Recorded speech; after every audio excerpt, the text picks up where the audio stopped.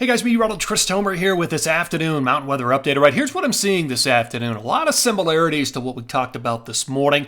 Still looking at the forecast period in terms of three different pieces. The first piece is the cutoff low that's spinning over the four corners. So we'll look at that. The second piece is this waiting game, this high pressure ridge that's taking over the central to northern Rockies and BC for like the next 4 or 5 days. So you're going to have to wait before the pattern shifts. And the third piece is the pattern shift coming on or after 321 for the lower 48. It probably hits earlier than that, probably the afternoon of 320 through most of BC. So we'll look at that in the forecast, and you can see the timing here for the Sierra, the Tetons, the Wasatch, Colorado, and Revelstoke.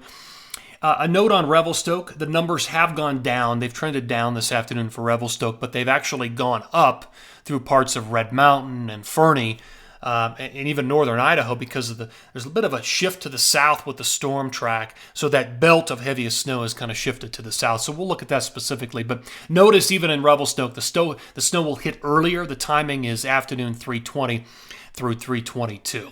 In the northeast, no real changes. Light to moderate accumulation each day. Just some light stuff, 318, 19, 20, and 21.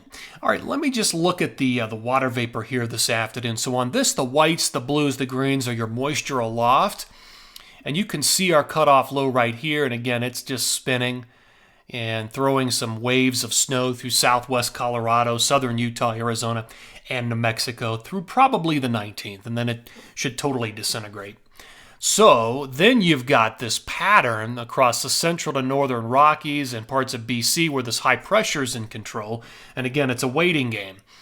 And what we're waiting on is this trough here and then another big area of low pressure here. Both of these will ride a powerful jet into the west and be critical and part of the pattern shift on or after 321. In fact, here's the latest jet forecast. You can see the two pieces right here. You've got your cutoff lows through southwest to the southwest deserts, the four corners. You've got the high pressure across the Pacific Northwest and BC. Same on 318, and it's also there 319. 320's transition, and here comes the real change. 321, both jets in on this first storm system right here. You can see the trough supporting the first storm moving into parts of California, Oregon, Washington, and BC. The southern branch providing a lot of jet energy through parts of California and the Sierra. That jet streak, the northern branch is buckling, and then that storm gets escorted through Utah, Wyoming, Idaho, and Colorado through 324.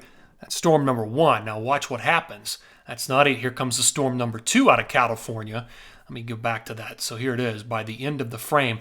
So 325, 326, and likely 327 will be storm number two. And you can see with this one versus the first storm, a much deeper trough. It's digging further to the south, likely to move a little bit slower with bigger totals. So we've got two good storm systems at this point lined up.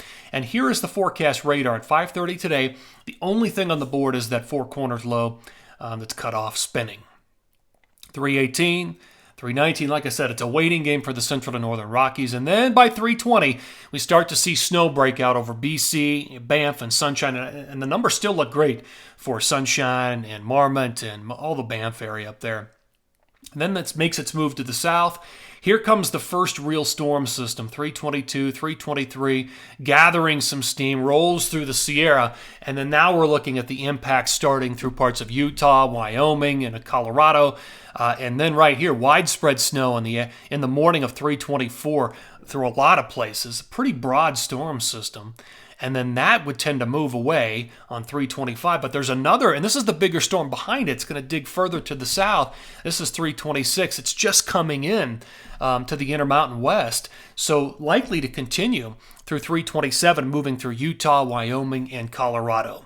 Okay, let's look at the latest numbers. My latest grand total map. So look at the shift. We'll start in BC. Lower numbers in Revelstoke, but still looking at big numbers through Kicking Horse, Fernie, Red Mountain, and Sunshine Village, with that just slight shift to the south with the storm track. Schweitzer's gone up considerably. Whitefish looking good. Discovery, Big Sky, all with high numbers over a foot. Looking at the Tetons, well over a foot, 1 to 2 feet for the Wasatch. Colorado, the biggest numbers are across western and southwest Colorado, the western slope.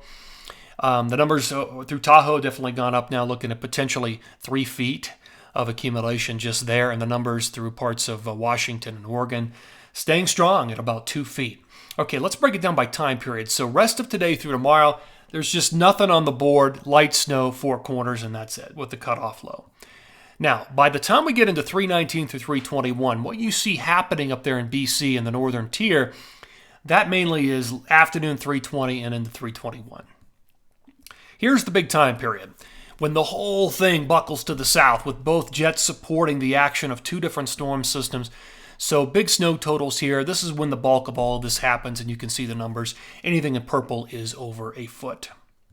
Okay, let's go to the northeast, and the numbers have trended down slightly. Certainly that's the case for northern Vermont, northern New Hampshire, and northern Maine. Now just looking at light to maybe moderate snow accumulations in a couple of spots. And again, 3, 18, 19, 20, and 21, some light to moderate snow each day, and that'll do it.